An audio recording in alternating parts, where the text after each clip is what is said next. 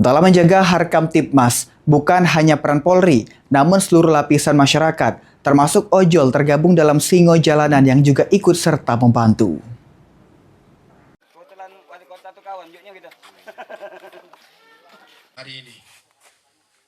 Menjaga Harkam Tipmas di lingkungan masyarakat bukan hanya menjadi tanggung jawab Polri, namun seluruh lapisan masyarakat, diantaranya ojol.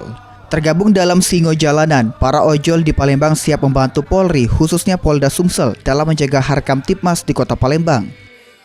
Sejauh ini, para ojol sendiri merasa aman dan terus berkoordinasi dengan kepolisian dalam menjaga Harkam Tipmas, khususnya dari beragam aksi kejahatan jalanan yang ada, diantaranya begal. Menjaga keamanan kota Palembang dan berguna juga sebagai membantu masyarakat, dan kami juga berkomitmen selalu untuk bekerja sama dengan Polda Sumsel. Para ojol juga melakukan deklarasi dukungan buat Polri dalam mengamankan dan menjaga Harkam Tipmas di daerah diantaranya kota Palembang. Tim Liputan PAL TV.